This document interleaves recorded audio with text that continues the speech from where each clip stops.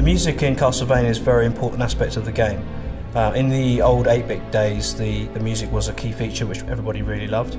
And we wanted to do something different, but we wanted to maintain the quality of the music that we'd seen in previous games. We decided to take the route of an orchestral arrangement, using orchestral music more akin to a Hollywood blockbuster than the previous music, the more sort of jazz-oriented or keyboard-oriented music. But nevertheless, we still felt that we wanted to have the flavour of Castlevania in there. Many themes that we've seen in Castlevania games before are there within the new music. We deliberately chose to have very big orchestras, very big choirs, and this big sound. We wanted to have a big epic sound to convey the story of Gabriel and the story of Dracula. And that's carrying through with Lords of Shadow 2. It's important that we have the quality of the music, but we also have this kind of huge, expressive themes that players can really attach to, that they associate with the world and with the character. So what we do is we often send Oscar storyboards, we send Oscar the game itself, we send him cutscenes, we send him sequences, whole sequences for him to score. We work very closely with him. We think it's very important that he has total access to the game. Without it, I don't think a composer can really get to the heart and soul of a game.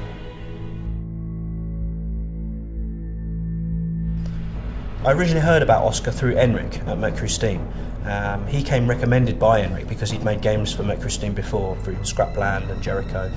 We had other composers in mind and we considered other composers, but Oscar really understood what we were trying to do with the story of Dracula. He really understood that this was a kind of tragic and epic tale, and his musical cues were very much based around that, and we felt the emotion of the story just from listening to his initial musical ideas.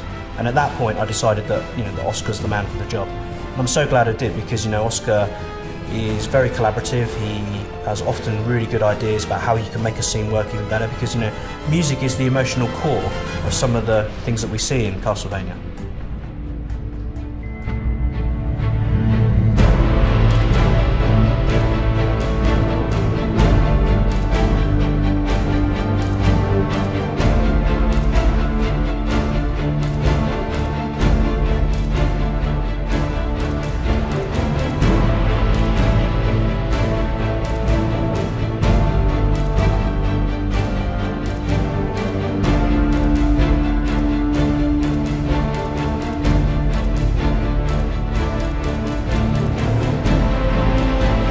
En una película el espectador es pasivo, o sea, se sienta, ve lo que es el principio y el final, y la música se adapta a eso, o sea, se sincroniza la música desde el principio hasta que termina la película. En un videojuego el protagonista o el jugador es activo, entonces no hay un juego igual, ni tampoco hay una jugabilidad en el mundo que nadie juegue de la misma forma desde que empieza, ¿no? Entonces la música también se tiene que adaptar.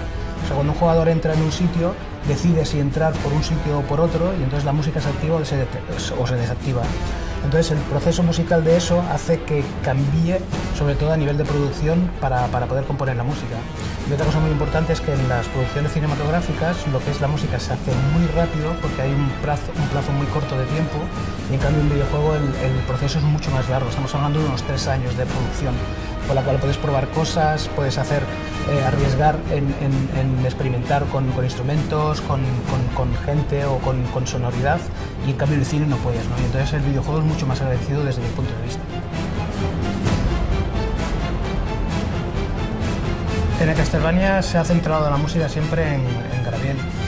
Gabriel es un personaje muy poderoso que tiene una fuerza innata, o sea, pero no a nivel físico, sino a nivel de historia, que me permitía crear unas atmósferas y sobre todo unas melodías que se adaptaran a él, sobre todo para demostrar su vida trágica, que hacía todo por amor y por conseguir a Marie.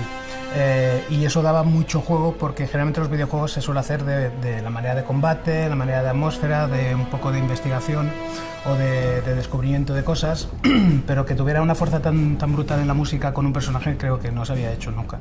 Y por eso yo creo que ha sido una de las fuertes de la banda sonora, y que gracias a ello también ha ganado muchos premios por eso, creo. Bueno, grabar en Abbey Road es lo mejor. O sea, no hay mejor orquesta en el mundo que, desde mi punto de vista, y creo que desde el punto de vista de muchos compositores, es el mejor estudio y la mejor orquesta. Ha grabado John Williams, Hans Zimmer, Star Wars, El Señor de los Anillos.